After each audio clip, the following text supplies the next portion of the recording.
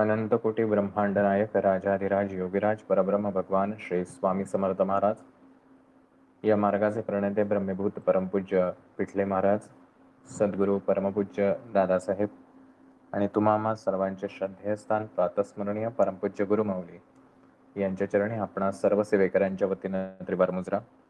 उपस्थित आपण सर्व सेवेकरी बंधू आणि भगिनींनो, आज आपण जे काही महाराजांचं चिंतन ऐकण्यासाठी उपस्थित आहोत. तारक मंत्र हा जो महाराजांचा प्रभावी एक मंत्र, जो अनेक वर्षांपासून आपण ऐकतोय, वाचतोय, इतर अनेक लोकांना तो भावतो. आजपर्यंत ह्या तारक मंत्रामुळे अनेकांना त्याची अनुभूती आली, अनेकांना स्वामींचं दर्शन घडलं किंवा स्वामींचे जी काही कृपा असेल ती त्यांच्यावरती निश्चित झाली असेल. मग असं असताना आजवर आपलं तारक मंत्राचा अर्थ समजून न घेतल्यामुळे कुठल्याच गोष्टीमध्ये बाधा आली नाही. मग असं हे तारक मंत्राचा अर्थ समजून घेण्याची आवश्यकता का आहे, हेही आपल्याला समजणं आवश्यक आहे. एखादी गोष्ट, शाळेमधला अभ्यास असो किंवा एखादं पुस्तक असो, हे पुस्तक आपण वाचणं आणि त्यातनं आपल्याला ते पुस्तक कळणं आणि त्या पुस्तकाच्या लेखकाने त्या पुस्तकामागची भावना, त्याचा उद्देश, त्या कथेमागील कथा जी आहे, कशी घडत गेली ही कथा, ह्याचं विश्लेषण करणं हे निश्चित आपण वाचलेल्या पुस्तकापेक्षा त्याचा वेगळा अर्थबोध आपल्याला करून देतो. आणि ज्यावेळेला अशा लेखकांच्या विचारातून आपण हे पुस्तक वाचायला घेतो, त्यावेळेला ते पुस्तक आणखी नव्याने आपल्याला उलगडत जातं. कुठलाही ग्रंथ असू दे किंवा शाळेचं पुस्तक असू दे, नवीन पुस्तक आल्यानंतर प्रत्येक मुलगा ते पुस्तक वाचत असतो. शाळेत जायच्या अगोदर जेव्हा पुस्तकं हातात येतात, त्याला ते पुस्तकं चाळतो, अक्षरं पाहतो, यावर्षी कोणकोणते धडे आहेत, असं सगळं काही बघत असतो. ते बघितल्यानंतर बऱ्याच जणांना उत्सुकता वाटते, बऱ्याच जणांना भीती वाटते, बऱ्याच जणांना आनंदही होतो, वेगवेगळ्या प्रकारच्या भावना निर्माण होतात. परंतु वर्षभर ज्यावेळेला ते शिक्षक तेच पुस्तक ज्यावेळेला शिकवायला लागतात, त्यावेळेला त्यातून ज्ञानाची प्राप्ती होते. आणि हे ज्ञान प्राप्त झाल्यानंतर पुढचा जो त्याचा प्रवास असेल, तो प्रवास सहज होतो आणि तो पुढच्या इयत्तेमध्ये पाठवला जातो. तसंच हे तारक मंत्र आजपर्यंत ऐकलं गेलेलं आहे, त्याचे अनुभव घेतलेले आहेत, अनुभूती घेतलेल्या आहेत. पण ज्यावेळेला हे तारक मंत्राचा अर्थबोध आपण बघतो आहोत, त्याच्या अंतरंगामध्ये जाऊन शब्दांमागचे अर्थ शोधण्याचा प्रयत्न करत आहोत. कदाचित यातून नव्याने हा तारक मंत्र आपल्या आयुष्यात समजेल आणि आपल्या जीवनाला कलाटणी मिळेल, हाच एक यामागचा उद्देश आणि प्रयत्न आहे. गेले 3 आठवडे आपण तारक मंत्राच्या एक श्लोकांवरती चिंतन मनन करण्याचा प्रयत्न करतोय. आज 4था श्लोक आहे. प्रत्येक श्लोकांमधील प्रत्येक शब्दांचा अर्थ किती गूढ आहे, किती खोलवर आहे आणि तो खोलवरचा अर्थ जेव्हा आपल्याला समजतो, त्यावेळेला त्या अशक्य ही शक्य करतील स्वामी ह्या शब्दांमधील सुद्धा सामर्थ्य, त्या शब्दांची ताकद ही आपल्याला अधिक मोठ्या प्रमाणात जाणवते. कुठल्याही गोष्टीचं ज्ञान झाल्यानंतर त्या गोष्टीविषयीची ओढ, प्रेम, आकर्षण हे आणखीन वाढत राहतं. जोपर्यंत ती गोष्ट फक्त माहिती आहे, तोपर्यंत आपल्याला एक मर्यादेपर्यंतच त्याची ओढ अथवा आकर्षण असतं. ज्यावेळेला त्या गोष्टीचं ज्ञान होतं, त्यावेळेला त्यातलं प्रेम वाढतं. गेल्या 3 आठवड्यापासून हे जेव्हा तारक मंत्राचं चिंतन आपण ऐकतोय, पाहतोय, तसतसं ह्या तारक मंत्राविषयीची ओढ दिवसेंदिवस वाढत जाते. आणि आज आपण 4थ्या श्लोकावरती आहोत आणि आजचा श्लोक आहे, खरा होई जागा श्रद्धेसहित, कसा होशी त्याविण तू स्वामी भक्त. आठव कितीदा दिली त्यांनीच साथ, नको डगमगू स्वामी देतील हात, अशक्य ही शक्य करतील स्वामी. आता हा 4था श्लोकाचा सुरुवात करत असतानाच पहिलाच शब्द पुन्हा एकदा आपल्याला दिशादर्शक आहे. जसं आपण एखाद्या कोणाला पत्र लिहायचं असेल आणि त्याच्यात एखादी विशेष गोष्ट असेल, तर त्याच्याखाली आपण अंडरलाईन करतो किंवा ते शब्द ठळक करतो, जेणेकरून ह्या पूर्ण पत्रामधला मुख्य गाभा काय आहे, हे त्या व्यक्तीच्या पटकन लक्षात यावं, अर्थबोध लवकर व्हावा आणि त्याच्यामधील कृती जी आहे ती लवकरात लवकर व्हावी. ज्यावेळेला इथं पहिलाच शब्द लिहिला आहे, खरा होई जागा श्रद्धेसहित. आता मुळात खरं आणि खोटं म्हणजे जिथं खरं आहे तिथं खोटं पण असलं पाहिजे. आणि शेवटी द्वैत आहे, ड्युएलिटी आहे. याला खरा होई जागा असं म्हटलंय म्हणजे खोटा सुद्धा जागा होत असलं पाहिजे. म्हणून खोटं जागा होऊ नये यासाठी खरा होई जागा असा शब्द लिहिला असावा. मग आता हे खरं आणि खोटं पण काय आहे? आपण खरे आहोत का खोटे आहोत? हेही आपल्याला समजणं गरजेचं आहे. पुन्हा पुढचा शब्द आहे खरा होई जागा. आता जागा हो म्हणजे आधी झोपलेला असला पाहिजे, तर तो जागा होणार. जर जागाच असेल तर त्याला परत जागा हो असं म्हणण्याची काही आवश्यकता नाही. म्हणजेच खरा होई जागा असं ज्यावेळेला म्हटलेलं आहे आणि जर हे स्वामी भक्तांना किंवा एका मनुष्याला उद्देशून म्हटलं असेल, तर तो झोपलेला असणं आवश्यक आहे. तर त्यावेळेला त्याला हे जागा होणं हे म्हणता येऊ शकतं. आणि खरा होई जागा श्रद्धेसहित. नुसता जागा होऊन उपयोग नाही, तर श्रद्धेसहित जागा व्हायचं आहे. श्रद्धेला सोबत घेऊन जागा व्हायचंय, असं ह्या पहिल्या ओळीमध्ये सांगितलंय. मग आता हे खरा होई जागा ह्यातलं खरा काय? थंडीच्या दिवसामध्ये प्रत्येकाला कामाच्या निमित्ताने लवकर उठायचं असतं. परंतु ही गुलाबी थंडी छान हवी-हवीशी वाटते आणि अलार्म पण लावलेला असतो 5चा असेल, 6चा असेल. पण तो अलार्म वाजल्यानंतर थोडं 5 मिनिटं थांबायचं आणि म्हणून स्नूज केला जातो, थांबवला जातो. पुन्हा 10 मिनिटांनी तो अलार्म वाजतो. आपल्याला ती थंडीमध्ये उठावंसं वाटत नाही. आपण पुन्हा स्नूज करतो आणि मग शेवटी कंटाळून आता खूपच वेळ झाला, उशीर झालाय आपल्याला आणि उठतो आपण. आता ह्या जेव्हा अलार्म वाजल्यानंतर आपण जेव्हा स्नूज करतो, त्यावेळेला आपण काही गाढ झोपेत नसतो. पहिला अलार्म वाजल्यानंतर आपण जागे होतो, पण उठायची इच्छा नाहीये. अजूनही त्या गादीवरती लोळायची इच्छा आहे, पांघरूण घ्यायची इच्छा आहे, कारण ती थंडी आपल्याला उठू देत नाही आणि ती ऊब आपल्याला पांघरुणाची घ्यावीशी वाटते. पण आपण झोपेतनं तर जागे झालेलो आहोत, पण जागे नाही झालो आपण. अर्धनिद्रेमध्ये आहोत. अर्धवट झोपेमध्ये आहोत. पूर्ण झोप पण नाहीये आणि पूर्ण जागे पण नाहीये. पुन्हा 10 मिनिटांनी तो अलार्म वाजतो. पुन्हा त्या अलार्मच्या आवाजाने आपण जागे होतो. पण पुन्हा स्नूज करावासा वाटतो आणि पुन्हा पुढची 10 मिनिटाची झोप घेतो. हे जे 2 झोपेमधलं अंतर जे आहे, रात्री तुम्ही झोपताय ती झोप आणि अलार्म वाजल्यानंतर स्नूज करल्यानंतर लागणारी झोप, ह्या 2 झोपेमध्ये खूप अंतर आहे. पहिली जी झोप आहे ती गाढ निद्रेमध्ये आहे, की तुम्हाला तुमचं भान नाही. तुम्ही कोण आहात? कुठे झोपलेला आहात? कुठल्या अवस्थेमध्ये झोपलेला आहात? तुमचं पांघरूण तुमच्या अंगावर आहे का बाजूला पडलेलं आहे? किंवा अन्य काही कुठली गोष्ट, ह्या कशाचंही भान तुम्हाला नाही. कारण तुम्ही पूर्णतः निद्रेमध्ये गेलेला आहात. परंतु हा अलार्म वाजल्यानंतरचा जो भाग आहे, त्यावेळेला तुम्हाला जाणीव असते, की आपल्याला उठायचंय, आपल्याला जायचंय, आपल्या अंगावर पांघरूण आहे. मी माणूस आहे किंवा मी पुरुष आहे, मी स्त्री आहे, मी मुलगा आहे, मी मुलगी आहे. आज कोणवार आहे, मला आज काय काम करायची, या सगळ्या गोष्टींची जाणीव असून सुद्धा आपल्याला केवळ ती ती ऊब हवी असते म्हणून तो पुढचा 10 मिनिटाचा आपला एक हलकासा डुलका घ्यायची इच्छा आलेली असते. जागेपण किंवा खरेपण आणि खोटेपण ह्याच्यामधला फरक आहे. खरा होई जागा असं ज्याला म्हटलंय त्याला खोटेपणाने जागा व्हायचं नाही. उगाच डोळे बंद केलेत, पण सगळं कळतंय आजूबाजूला काय आवाज चालू आहे, कोण माझ्याशी काही बोलतंय, हे सगळं चालू आहे. हा ढोंगीपणा मात्र नकोय. मग महाराजांचे आपण ज्यावेळेला स्वामी भक्त स्वतःला म्हणवतो, स्वामींचे सेवेकरी आपण ज्यावेळेला म्हणवतो, त्यावेळेला आपण खऱ्या अर्थाने स्वामींचे सेवेकरी आहोत का खोटे स्वामींचे सेवेकरी आहोत? हा पहिला प्रश्न आपल्याला या तारक मंत्रांच्या लेखकाने विचारलेला आहे किंवा सांगितलेला आहे. आपण स्वामींचे सेवेकरी झालो, असं आपण कधी म्हणतो? तर आपण स्वामींची सेवा करतो, स्वामींच्या दर्शनाला जातो. आपल्या गाडीवरती श्री स्वामी समर्थ लिहितो, फोटो स्वामींचा देवघरात ठेवतो. असे साधारणतः काही पॅरामीटर्स जे आहेत, हे ज्याच्याकडे असतील त्याला आपण स्वामींचं सेवेकरी म्हणतो. पण केवळ एवढं केल्याने तो स्वामींचा सेवेकरी होत नाही. याच्यापेक्षा अन्य अनेक गोष्टी त्याला करणं आवश्यक आहे. सगळ्यात पहिलं त्याला आहाराचे नियम पाळणं आवश्यक आहे. विचारांचे नियम पाळणं आवश्यक आहे. जो खऱ्या अर्थाने स्वामींचाच आहे. आज गुरुवार आहे म्हणून स्वामींच्या केंद्रात गेलो. उद्या मंगळवार आहे म्हणून गणपतीच्या मंदिरात गेलो, अन्य कुठला वार आहे त्या म्हणून तिकडे त्या देवाला गेलो.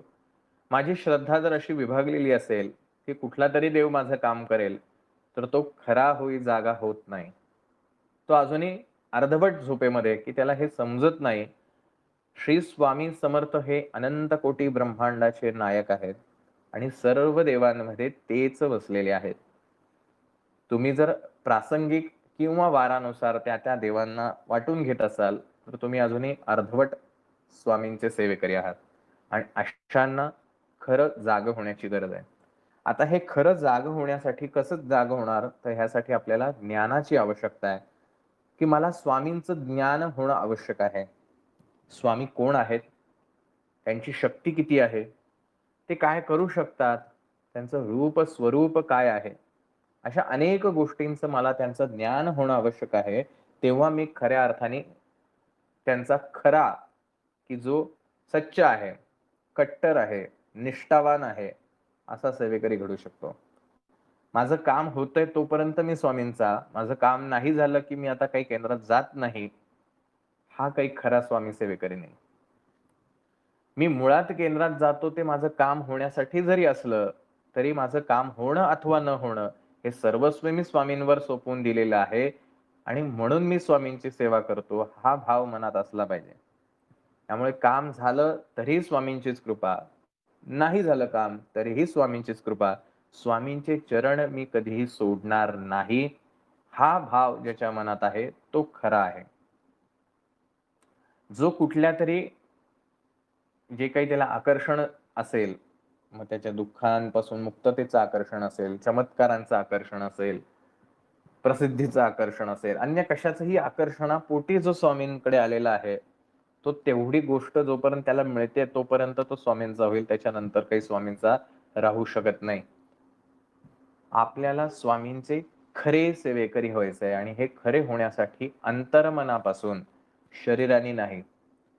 खरा सेवेकरी याचा अर्थ जो स्वामींशी एकनिष्ठ आहे, एककेंद्रित आहे, ज्याला स्वामींव्यतिरिक्त काहीच दिसत नाही, तो खऱ्या अर्थाने खरा स्वामी सेवेकरी झाला असं आपल्याला म्हणता येईल.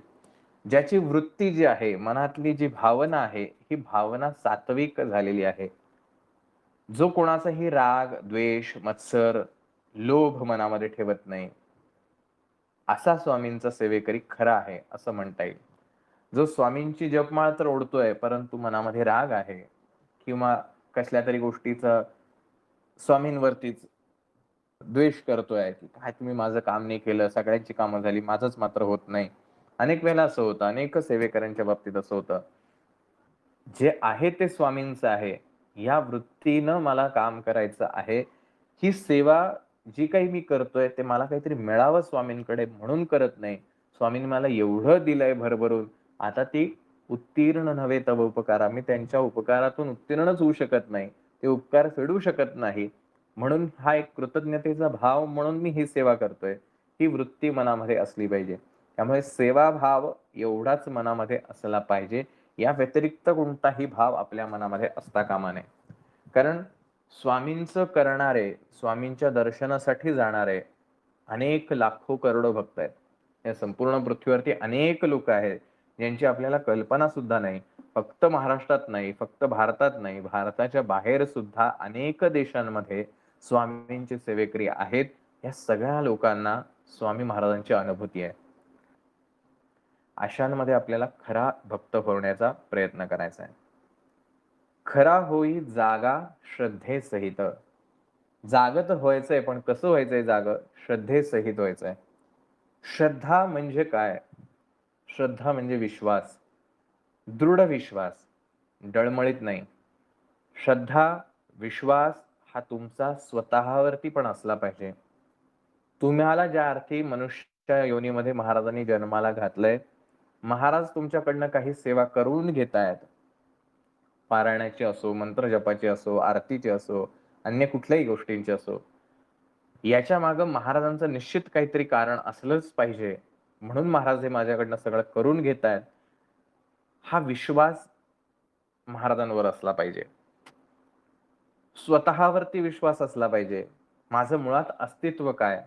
मी कोण आहे नेमका? हृदय वससी परिणच दिससी कैसे तुझ पाहू, असं ज्यावेळेला आरतीमध्ये आपण महाराजांना म्हणतो, आपल्या अंतरंगामध्ये हे स्वामींचंच अस्तित्व आहे आणि स्वामींच्या अस्तित्वामुळेच आपल्याला काहीतरी किंमत आहे. जसं कागद बघायला गेलं तर सर्वसामान्य कागद काही फारसा महत्वाचा आपल्याला वाटत नाही. पण ज्यावेळेला त्या कागदावरती गव्हर्नर सही करतो, त्यावेळेला त्या कागदाला किंमत येते. आणि मग तो कागद कधी जमिनीवरती पडलेला दिसणार नाही. जर दिसला तर पटकन खिशात टाकला जाईल. आपलंही तसंच आहे.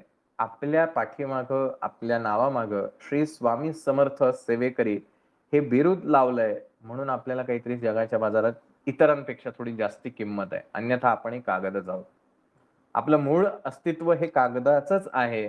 परंतु केवळ स्वामींचा सेवेकरी हे लेबल लावल्यामुळे आपल्याला थोडीशी एक्स्ट्रा व्हॅल्यू आहे आणि त्या व्हॅल्यूचा, त्या किमतीचा आदर ठेवणं हे माझं कर्तव्य आहे. त्यामुळे मी कोण आहे, तर माझं स्वतंत्र असं अस्तित्वच नाही. मी मुळातच स्वामी रूप आहे.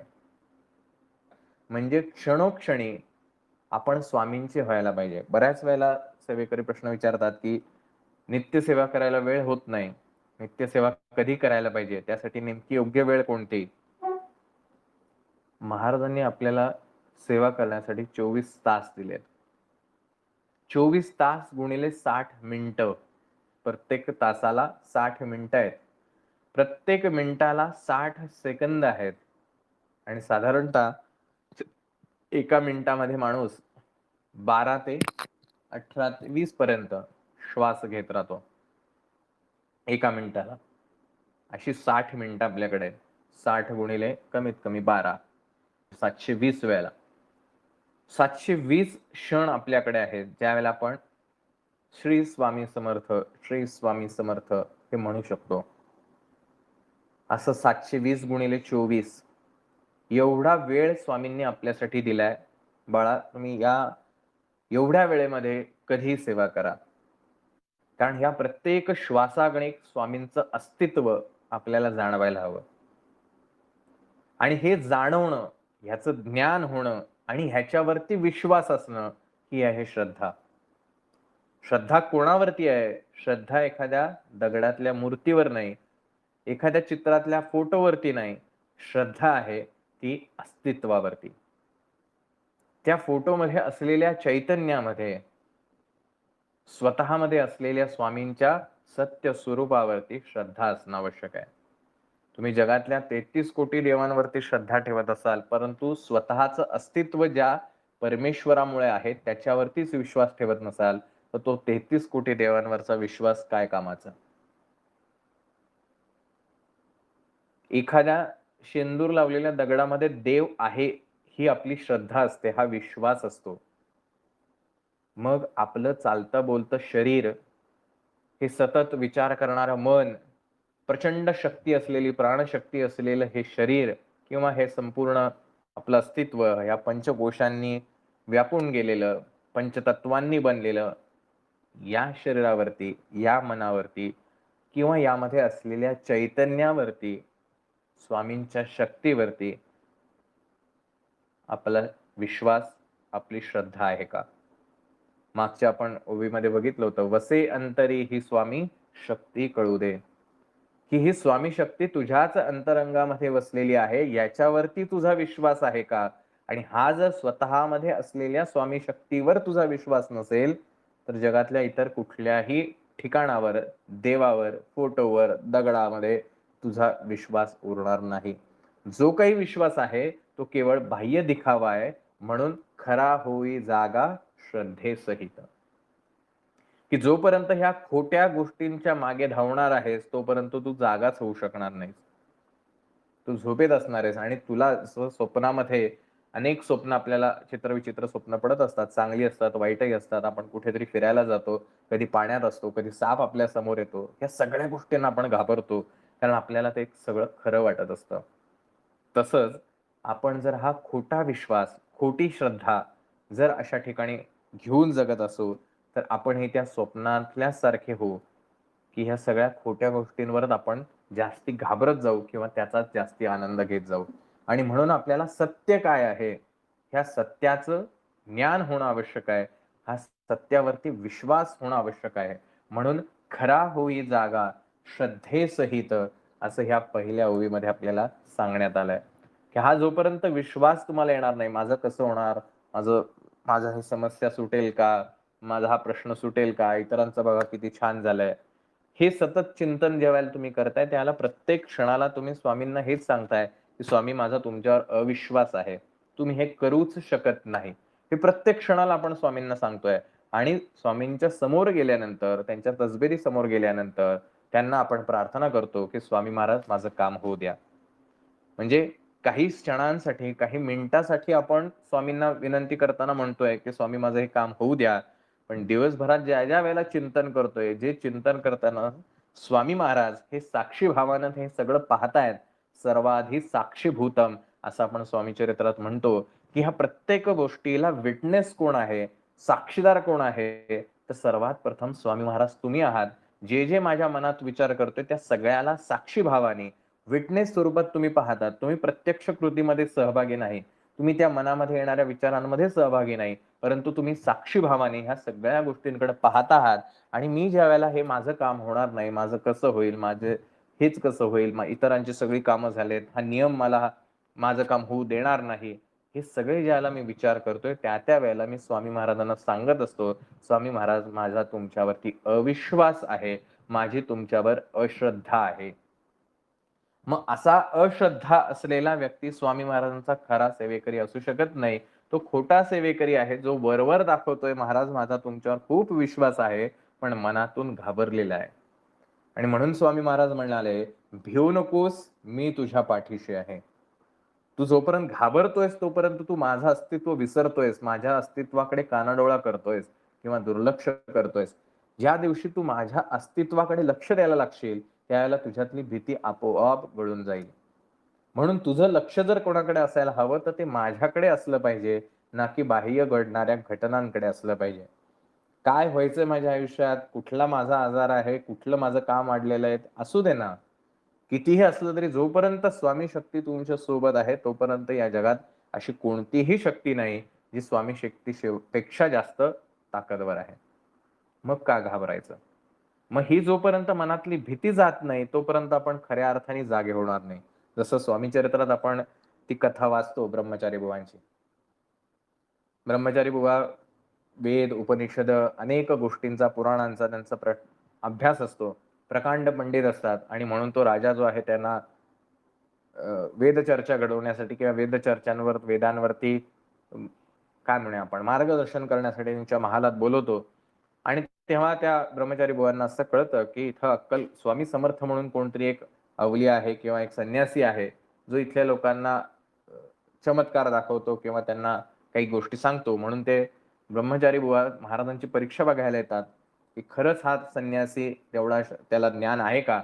का उगाच आपला ढोंगीपणा करून लोकांकडनं लुबाडण्यासाठी तो इथं आलाय?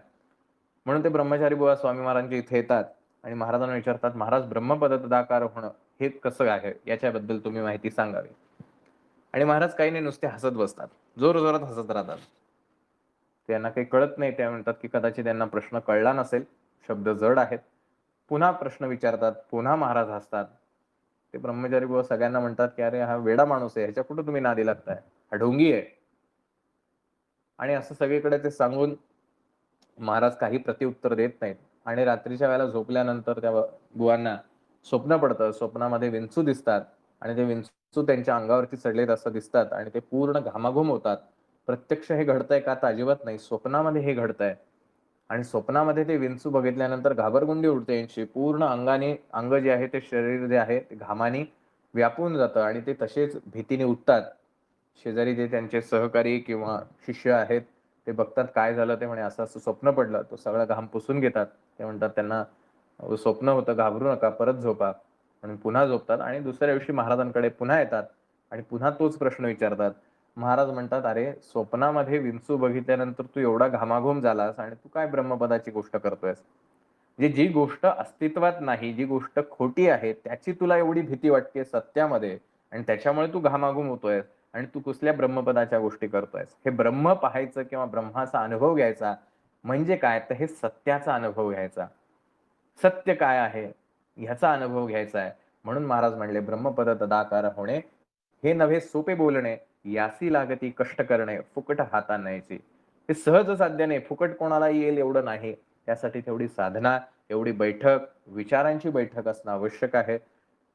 सद्गुरूंचे आशीर्वाद हे महत्वाचे आहेत. आणि मग त्यावेळेला ब्रह्मचारी बुवांना त्यांची चूक लक्षात येते.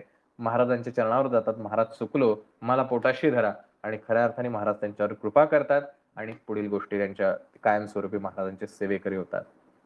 आपण हे अशाच अनावश्यक गोष्टींना घाबरतो आयुष्यामध्ये आणि म्हणून आपण महाराजांचे होत नाही. आपण बाह्य गोष्टींच्या आकर्षणापोटी स्वामींचे सेवेकरी झालो असं आपण स्वतःला संबोधतो.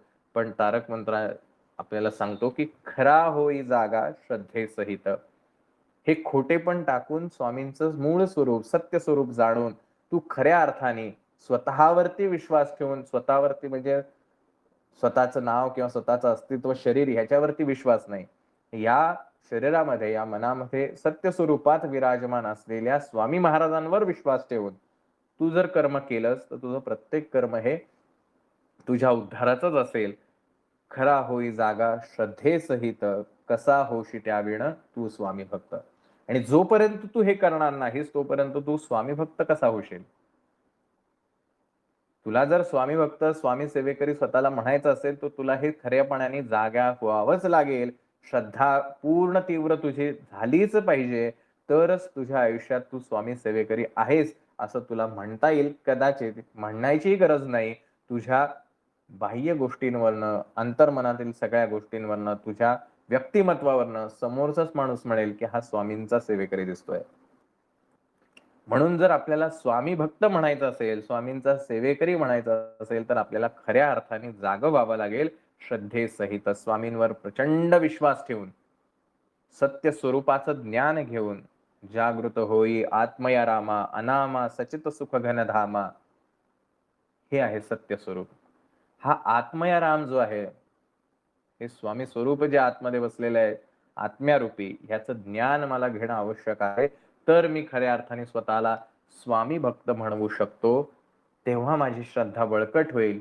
आणि म्हणून खरा होई जागा श्रद्धेसहित, कसा होशी त्याविण तू स्वामी भक्त.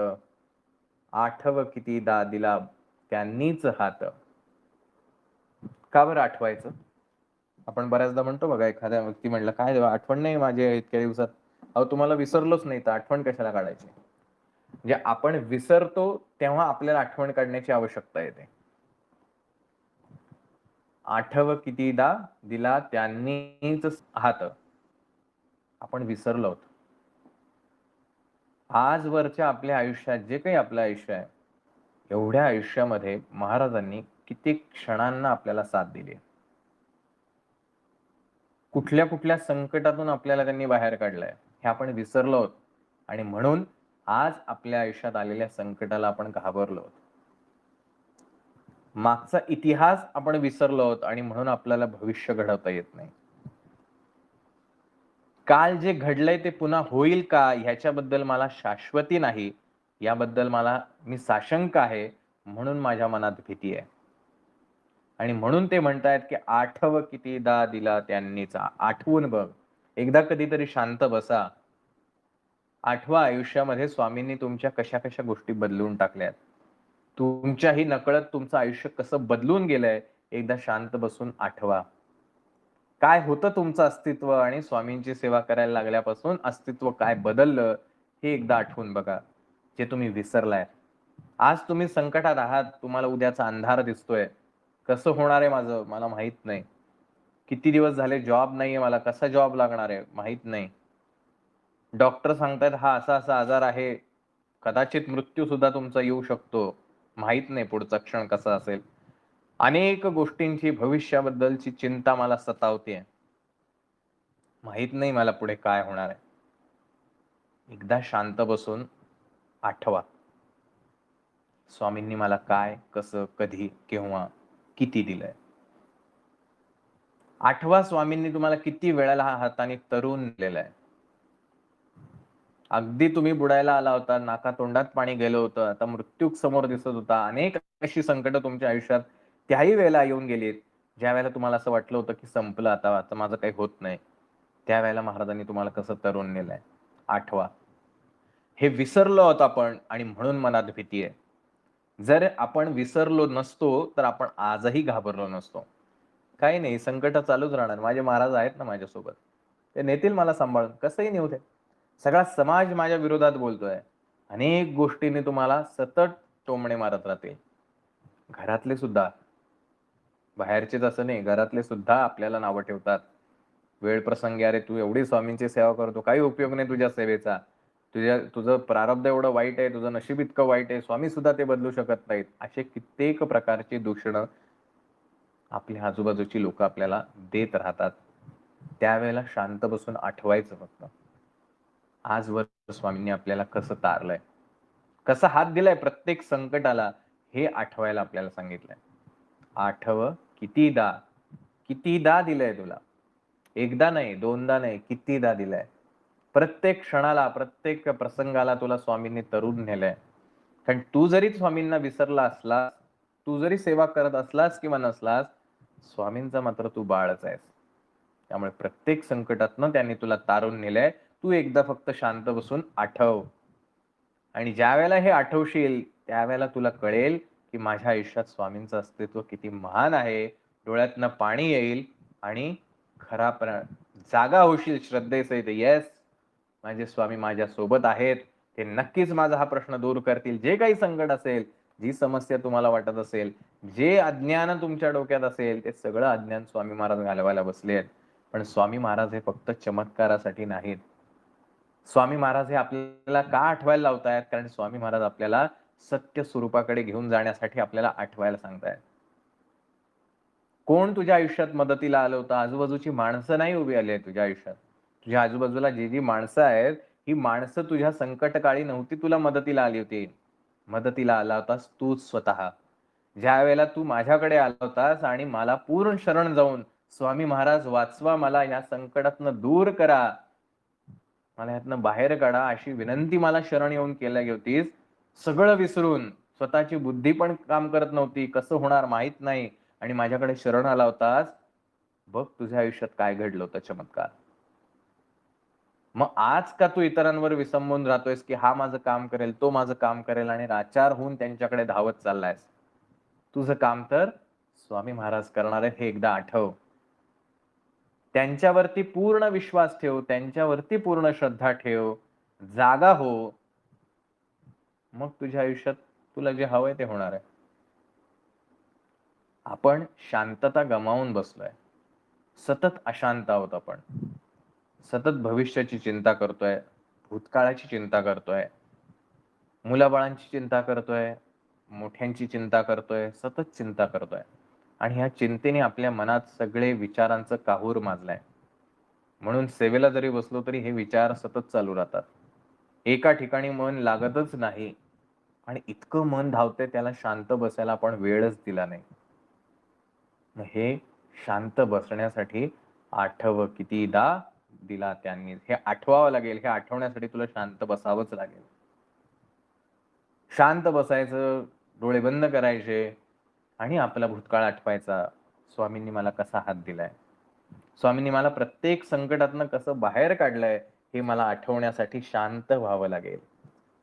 जे आता अशांत आहे माझं मन, कसं होणार माझं? किती मला त्रास होतोय, मला वेदना किती आहेत. ही जी अशांतता आहे, ही अशांतता मला शांत करावी लागेल. त्यावेळेला मला कळेल, की स्वामींनी आजवर मला कितीदा हात दिलाय. आठव कितीदा दिला त्यांनीच हात, नको डगमगू, स्वामी देतील साथ. कधी डगमगतो आपण? होडी किंवा नाव जी आहे ती समुद्रामध्ये डगमगते म्हणजे काय? ज्यावेळेला पाण्याचा जो काही लाटांचा दबाव आहे, प्रेशर आहे, जोरजोरात त्या लाटा आदळायला लागतात, त्यावेळेला नाव डगमगायला लागते. शांत समुद्रात कधीच नाव डगमगणार नाही. ती छान प्रकारे झुला घेत घेत आपली ती विहार करत असते. आपलंही तसंच झालंय. ही अशांतता जी आहे, मनात जे काहूर माजलेलं आहे चिंतेचं, ही अशांतता निर्माण करतेय आणि म्हणून आपण डगमगायला लागलो. की पडू की काय आपण, अशी भीती आपल्याला मनात वाटायला लागली. ह्या संकटातून तरुण जाऊ की नाही आपण, ही भीती मनातनं दाटून येत चाललेली आहे. मग आपण येणाऱ्या आजारपणाला घाबरतोय किंवा आलेल्या आजारपणाला घाबरतोय. समोर जे काही चित्र दिसतंय त्या समोरच्या चित्राला घाबरतोय. ही जी आजूबाजूची माणसं आहेत, या माणसांच्या शब्दांना घाबरतोय. कारण आपलं मन अशांत आहे. नको डगमगू, स्वामी देतील साथ. नको घाबरू तू. शांत कर या सगळ्या विचारांना. स्वामी नक्कीच तुला साथ देतील. हा विश्वास आपल्याला दिलाय या तारक मंत्राने. की अजिबात काळजी करू नकोस. तू जर शांत राहिलास, स्वामी नक्कीच तुला साथ देतील. कुठली आई असं मुलाला म्हणते, की मी तुझी परीक्षा घेईल मग तुझं काम करेल. नाही म्हणत. कुठलीच आई म्हणत नाही. उलट आई बाळाचं काम करण्यासाठी तत्पर असते आणि तिला त्याच्यात आनंद मिळतो. आई कधी मुलाचे कामं केल्याचे पैसे मागत नाही. मी एवढं तुझं काम केलं त्याच्या बदल्यात मला एवढं दे. नाही मागत. तुझ्यासाठी केल्याचा मला आनंद मिळतो हेच माझं त्याची फलश्रुती आहे. मला मिळालं जे मिळायचं. अजून काही वेगळं द्यायची गरज नाही. स्वामी महाराजांना जर आपण आपली माऊली म्हणतो, आई म्हणतो, तारक मंत्रामध्ये माय म्हटलंय. कुठली माय आपल्या बाळांचं परीक्षा घेऊन पास झाला तर देतो, नाही झाला तर नाही देत असं म्हणेल. म्हणून स्वामी कोण आहेत हे समजून घ्या. स्वामी आपली आई आहे. स्वामी आपली माय आहे. ती तुमची परीक्षा बघून तुम्हाला नाही कुठले पास तुम्हाला फळ देत. ती फक्त एवढेच म्हणते, शांत राहा. मी सोबत आहे तुझ्या. प्रत्येक श्लोकागणिक आपल्याला हेच सांगितलंय. वसे अंतरे ही स्वामी शक्ती कळू दे. प्रचंड स्वामी बळ पाठीशी रे. प्रत्येक श्लोकामध्ये हे आपल्याला सांगितलंय की हे स्वामी शक्ती सदैव तुमच्या सोबत आहे. घाबरू नका. पण आपण अश्रद्ध आहोत, अविश्वासू आहोत, खोटे आहोत, झोपलेले आहोत म्हणून आपल्याला स्वामींवर विश्वास नाही. आपण विसरतोय सारखे. आज आयुष्यात काहीतरी अनुभव आला, विसरलो. तेवढ्यापुरता आनंद असतो. परत आपलं रुटीन चालू होतं. पुन्हा काहीतरी संकट आलं की आपण विसरून जातो मागं काय घडलं होतं. म्हणून आपल्याला शांत बसून आठवण्यासाठी सांगितलंय की आठवा एक-एक आयुष्यातल्या घटना आठवा, प्रसंग आठवा, क्षण आठवा. ज्यावेळेला तुमच्या डोळ्यासमोर अंधार आला होता की आता पुढे काय होणार आहे, माझं कसं होणार आहे माहीत नाही. त्या क्षणी स्वामींनी चमत्कार केलाय. जोपर्यंत तुम्ही शांत होत नाही तोपर्यंत तुमच्या आयुष्यात चमत्कार घडत नाहीत. तोपर्यंत तुम्हाला स्वामी शक्तीची अनुभूती येत नाही. आणि म्हणून नित्यनियमाने किमान 5-10 मिनिटं का होईना आपण शांत बसल्याला शिकलं पाहिजे. शांत बसायचं म्हणजे नुसते डोळे बंद करून एका जागेवर बसायचंय का? आता अजिबात नाही. हे शरीराने शांत बसणं आहे. मनाने सुद्धा शांत व्हायचं आहे. मनात येणाऱ्या हजारो विचारांनाही शांत करायचं आहे. आणि ह्या विचारांना शांत करण्यासाठी ऊर्जा खर्ची घालण्यापेक्षा या सगळ्या मनाने जो विचार करतोय, ह्या मनालाच स्वामींकडे वळवून टाका. की स्वामींशिवाय दुसरा विचारच करायचा नाही. आणि म्हणून जो प्रत्येक क्षणाला श्वास घेतोय आपण, त्या क्षणागणिक स्वामींचं नाम घेता यायला पाहिजे. श्वास घेताना, श्वास सोडताना श्री स्वामी समर्थ. एकदा शांत बसा.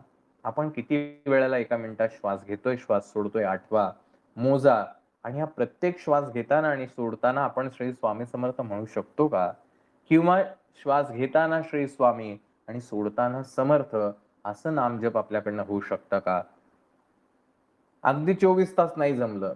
ज्या वेळेला आठवेल, ज्या वेळेला डोक्यामध्ये चिंता तुम्हाला सतावायला लागेल, नको-नको ते विचार यायला लागतील, त्या क्षणी मग तुम्ही गाडी चालवत असाल, तुम्ही काम करत असाल, अभ्यास करत असाल, सेवा करत असाल, स्वयंपाक करत असाल, जे काही काम कर्म करत असाल, त्या क्षणाला काही सेकंदापुरतं ही जाणीव निर्माण करू शकता का, की मी श्वास घेताना श्री स्वामी समर्थ, श्वास सोडताना समर्थ, परत श्वास घेताना श्री स्वामी, सोडताना समर्थ.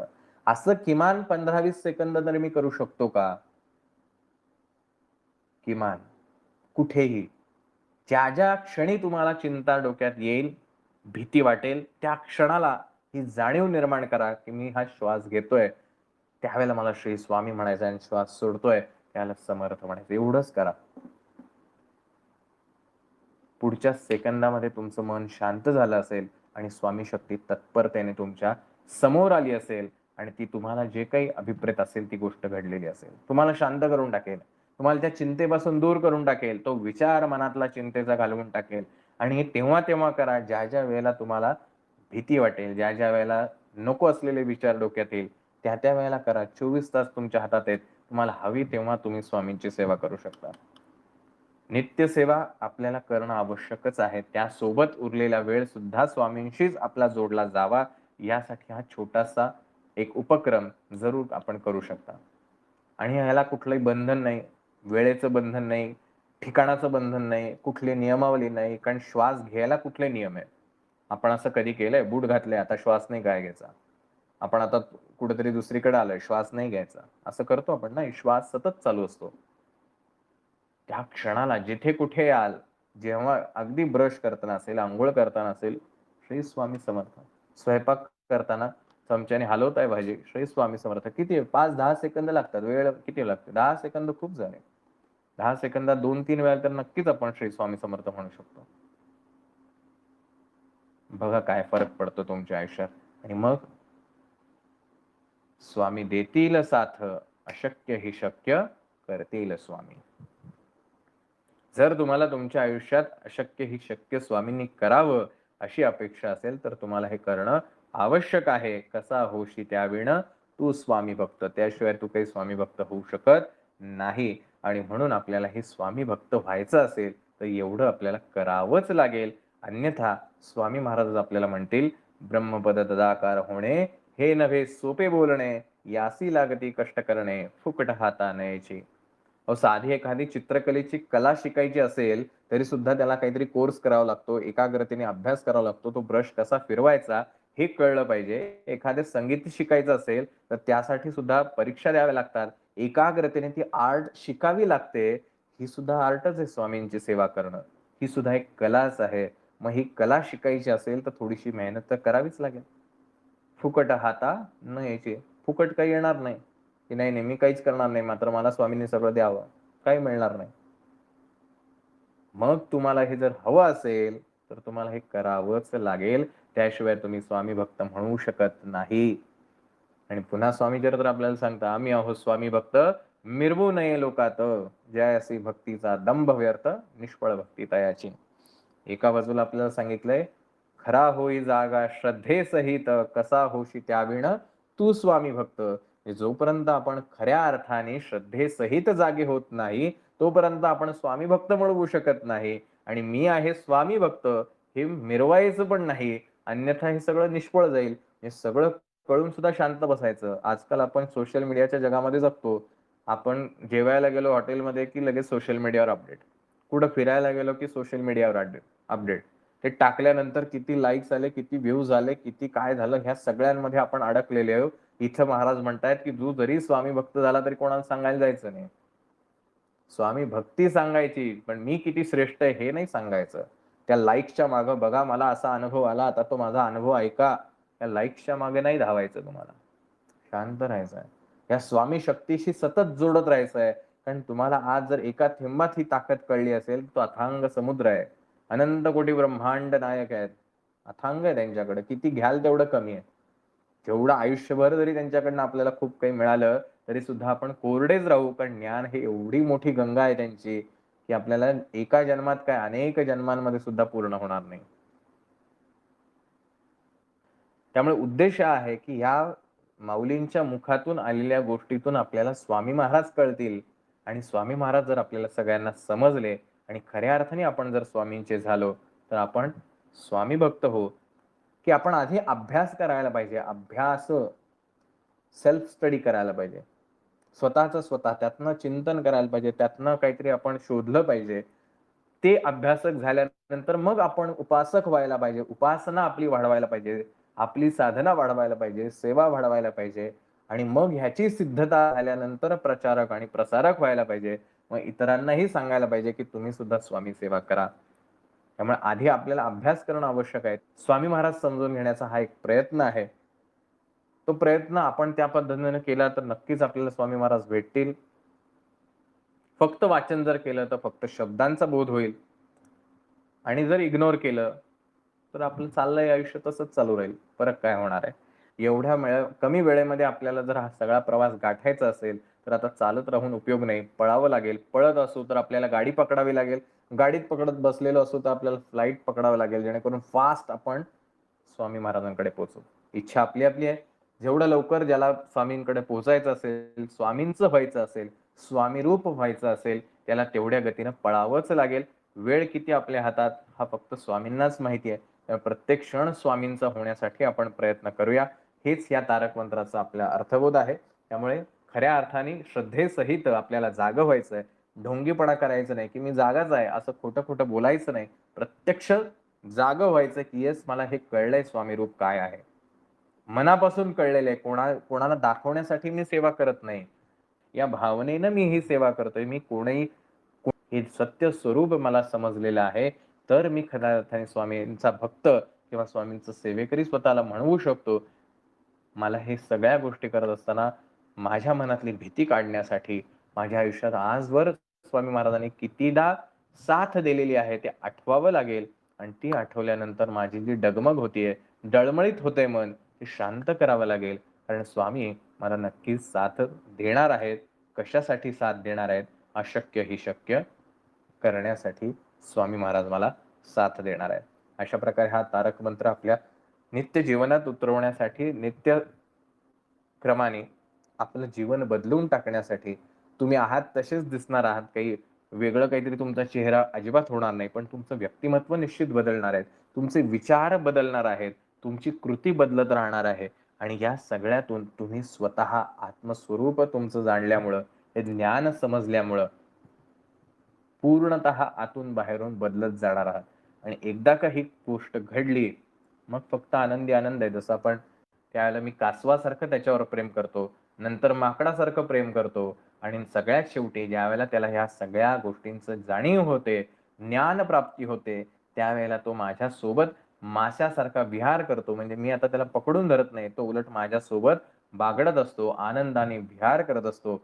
प्रपंचच त्याला स्वर्गसुख देऊन जातो. त्याला वेगळ्या स्वर्गाची अपेक्षाच नसते. त्याला मोक्षाचीही अपेक्षा नसते. कारण तो सगळं काही इथेच स्वातंत्र्य उपभोगत असतो. अशा प्रकारे आपण स्टेप बाय स्टेप स्वामींच्या जवळ जायचं आहे. आज जर आपण कासवाच्या भूमिकेत असू, स्वामी महाराज आपल्यावर लांबून लक्ष ठेवत असतील, तर आपल्याला असं काही करायचं आहे. स्वतःमध्ये असा काही बदल घडवायचा आहे, की स्वामी महाराजांनी आपल्याला माकडासारखं कवटाळलं पाहिजे आणि त्यांच्या सोबत आपल्याला घेऊन जायला पाहिजे आणि त्यांच्या सोबत घेऊन जाता, जाता आपण स्वामींचंच होऊन जायचं आहे. जेणेकरून पुढची स्टेप विहाराची होईल, मत्स्यासारखी होईल. हे श्रीपाद चरित्र आपल्याला सांगतं. त्यामुळे महाराजांनी प्रत्येक गोष्टीचं ज्ञान आपल्याला देऊन ठेवलेलं आहे. आपण किती घ्यायचं, किती सोडायचं हा सर्वस्वी आपला प्रश्न आहे. झालेली सेवा महाराजांच्या चरणी रुजू करतो आणि इथे थांबतो. श्री स्वामी समर्थ.